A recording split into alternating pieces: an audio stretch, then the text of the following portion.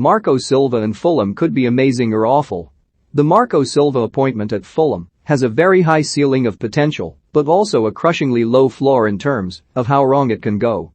When Marco Silva left his last managerial job in 2019, few would have expected the Portuguese to return to English football following his tempestuous rise and fall. But the Fulham hot seat could provide the perfect opportunity for his redemption. Replacing the Bournemouth-headed Scott Parker at the Craven Cottage helm sees Silva take on his first second-tier job in a decade. The only other time he has managed below the top flight was in his debut coaching campaign with home country outfit Estoril. Emulating his time in Portugal would be most welcomed by the 43-year-old and his new employers. So far, Silva's combined career has something of a palindromic look, early playing stints rarely making it past the 30-appearance mark before playing over 100 times for Estoril, with whom he went almost immediately into management. That first coaching job was also the only time thus far he's made it into triple figures for games managed at one club.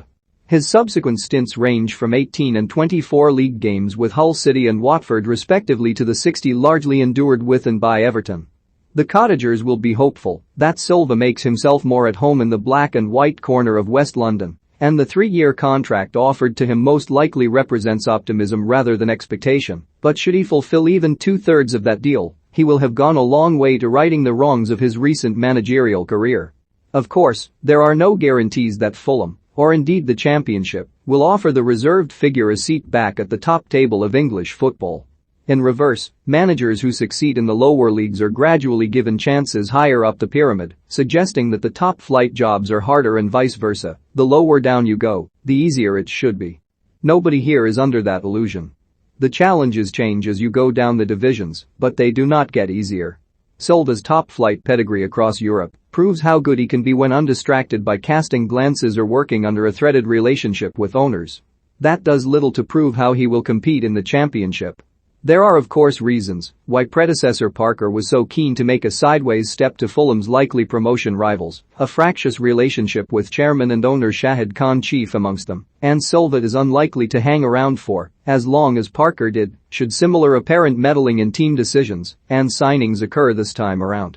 It is difficult to imagine Silva committing to this role without promises to guard against Khan's previous interruptions in the football side of operations, but Silva too must fulfill his side of the bargain. This is after all his 4th managerial job in England, yet Fulham's opening weekend clash will be just his 109th league match in the country. Given his penchant for leaving clubs when the going gets tougher, the green grass from afar looks so much more appealing. It is hard to see anyone of this quality offering Silva a 5th bite of the cherry should the Portuguese not live up to his side of the bargain. And of course, the expectation will be that Fulham make another immediate return to the Premier League. Having compiled such a talented squad, albeit just a little too late, and with a manager not of the requisite level, the cream of that team will likely rise back to the top away from Craven Cottage, but there should be enough dregs from that relegated side left over to mount a serious promotion challenge before adding in the summer additions to be made now the manager is in place. A decade ago, Silva took an Estoril side 7 years out of the Portuguese top flight back to the Primeira Liga at his first time of asking. The relative challenge facing Silva now is simple. Promotion from the Championship has not been the dilemma. Parker achieved it in 2019-20 and Silva has capabilities of which the new Bournemouth manager can only dream. Fulham must also realize their potential of yesteryear.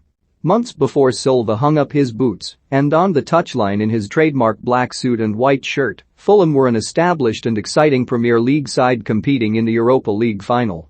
Silva comes with European experience, having defeated Arsenal in the Champions League during an overwhelmingly successful and record-breaking domestic spell with Greek titans Olympiacos, but it is in the modest and intense championship climbs, where reputations counts for little, when Silva's career will be decided. Fail at Fulham and his chances in England are all but done. A quite staggering turnaround from his first 12 months on these shores.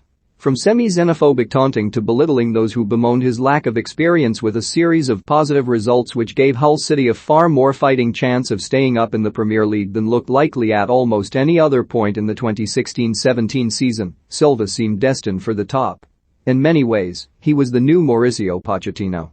A more modest playing career than the Argentinian, granted, but decent jobs in Europe paved the way to an English club taking a positive chance and soon realizing their new man was destined for greater things.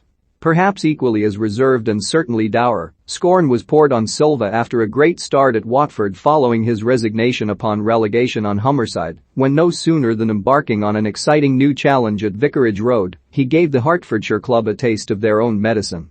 Admiring glances from Everton were reciprocated before eventually departing for Goodison Park, his stock high and expectations even higher. A season and a half of largely underwhelming football and results led to a demise that was a long time in the making and have taken the best part of 18 months from which to recover.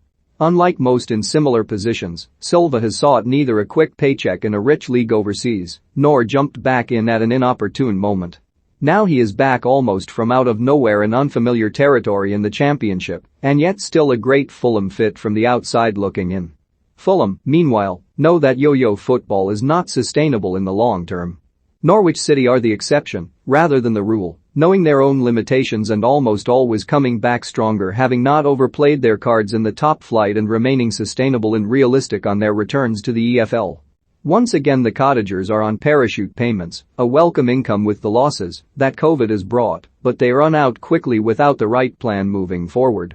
Parker never looked anything more than a short-term stopgap, a once popular but quickly discerning figure on the touchline incapable of giving the Fulham faithful either the football or the results they craved. Silva has proven himself capable of both in the past, but comes with his reputation tarnished by that underwhelming spell at Everton which once promised so much.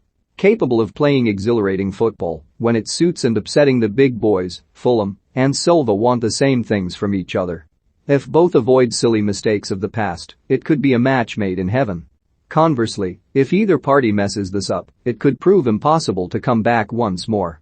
Only Fulham and Silva can decide which way this relationship now goes.